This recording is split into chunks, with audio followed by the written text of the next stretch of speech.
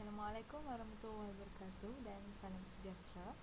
Hari ini saya akan menerangkan mengenai perisian yang terbaru iaitu Geometry Sketchpad atau lebih dikenali sebagai GSP. Okey. Pertamanya saya akan menerangkan sedikit mengenai apa yang kita boleh gunakan dalam GSP.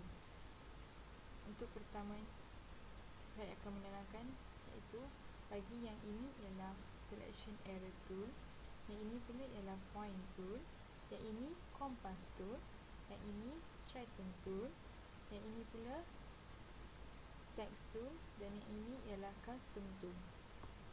Kemudian bagi yang di atas ini semua ialah dinamakan drop down menus. Okey, kita akan lihat satu-satu. Bagi yang pertama, file. Okey, dalam file kita butuhkan new sketch, open, save, close, print, kemudian edit, kita boleh undo, kita boleh ada action button, kemudian kita boleh select all, kemudian yang lain-lain lagi ni. Kemudian display ialah kita boleh pilih color, kita boleh pilih dia punya line width, kemudian animate, trace. Dan bagi construct ialah kita boleh ada kira midpoint, intersection, segment, ray, line, parallel line, perpendicular line, angle bisector dan yang lain-lain lagi. Kemudian transform, itu transform kita boleh cari dia punya translate, rotate, dilate, reflect, mark distance and yang lain lagi. Kemudian measure, kita boleh measure length, distance, perimeter, angle, area, kita boleh calculate, kita boleh cari koordinat. Kemudian graph, okey, untuk graph kita boleh cari, kita boleh grid ni dalam form apa, polar boleh, square grid, rectangular grid, kemudian kita boleh show grid ataupun tak, plot point, ni perimeter, kemudian window, help. Okay, seterusnya saya akan menerangkan sedikit mengenai tutorial GSP. Okay, pertama kita akan lakukan segitiga, kita akan lukis segitiga tepat. Okay. Untuk ni kita pilih Straighten Tool. Okay.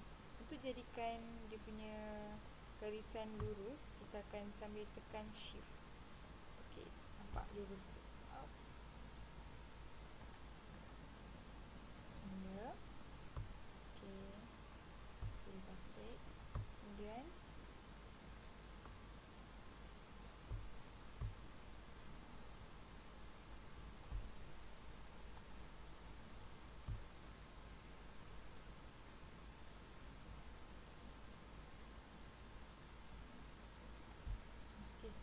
jadi dah seketika. Kemudian saya akan tunjukkan bagaimana untuk kita mencari parallel line. Okay, pertama kita akan pilih point dan segment. Kita pilih construct parallel line. Okay, kita dapat parallel line. Okay, untuk hidekan pula parallel line ni, kita pilih display hide parallel line. Kemudian saya akan tunjukkan dulu bagaimana cari perpendicular line. Kita pilih point, kemudian segment, construct, perpendicular line. Okey, kita dapat perpendicular line bagi line ini dan point ini. Okey, kemudian kita akan hide dulu. Seterusnya, saya akan menunjukkan bagaimana untuk mencari panjang bagi setiap segmen ini. Okey. Pertama kita akan pilih line. Kemudian measure length. Okey. Okay, kita dah dapat punya length bagi setiap ini. Panjang ini dan panjang ini. Kemudian saya akan menunjukkan pula bagaimana untuk mencari mencari rotation. Okey. Pertama kita akan pilih satu point, kemudian kita double click. Okey, apa fungsi kita double click? Okey, kita double click kepada point ini ialah untuk menjadikan the center of rotation. Okey. Kemudian kita pilih point dan kita pilih satu line, pilih transform, rotate. Okey, untuk rotate kita pilih, contohnya kita pilih 90 darjah. Okey, rotate. Okey, kita dah dapat dia punya rotation ke sini 90 darjah. Okey, untuk kita hidekan balik segmen ini, display, hide segment.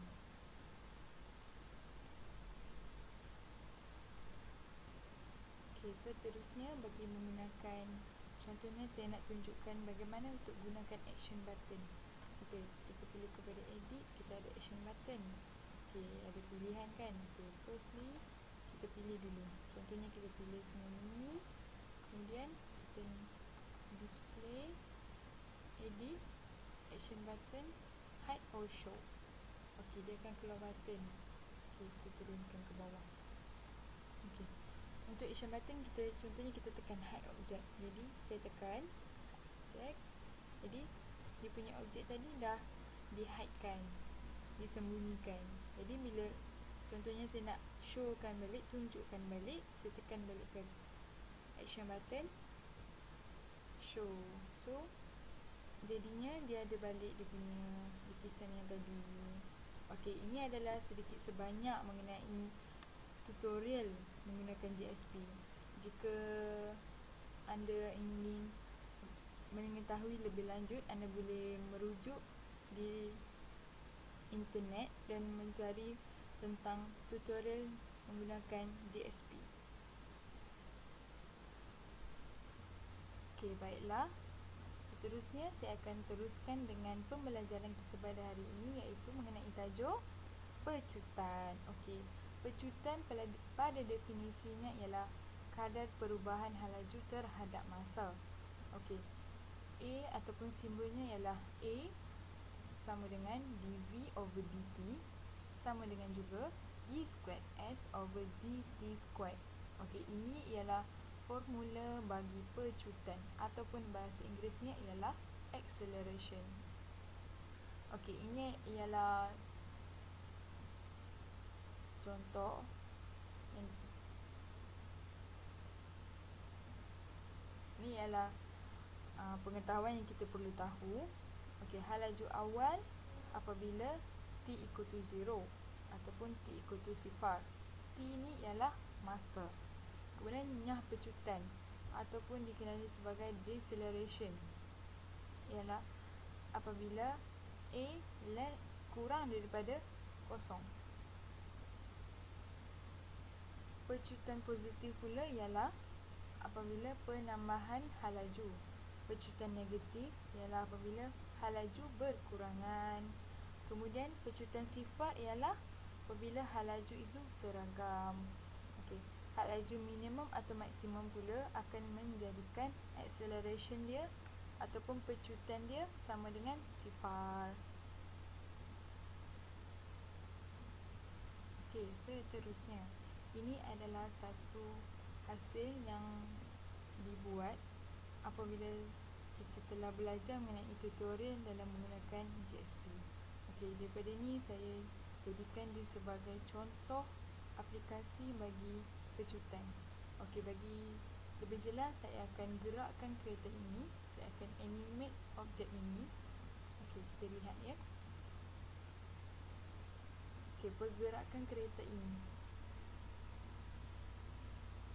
Okey, saya ulang. Pergerakan kereta ini ialah dalam keadaan yang seragam. Maksudnya pergerakan dia sama je, dia tak ada perubahan tu. Dia acceleration dia ataupun pecutan dia dalam kadar yang sama ataupun kadar dia zero, kosong. Maksudnya dia tak ada pecutan.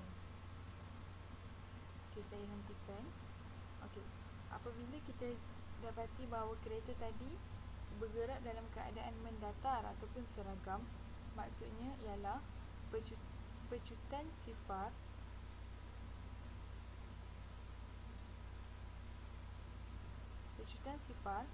sama dengan halaju seragam. Bila pecutan sifar maksudnya acceleration dia ataupun pecutan dia sama dengan kosong. Maksudnya di sini ini adalah satu contoh uniform velocity ataupun zero acceleration. Okey, sekian itu daripada saya. Terima kasih.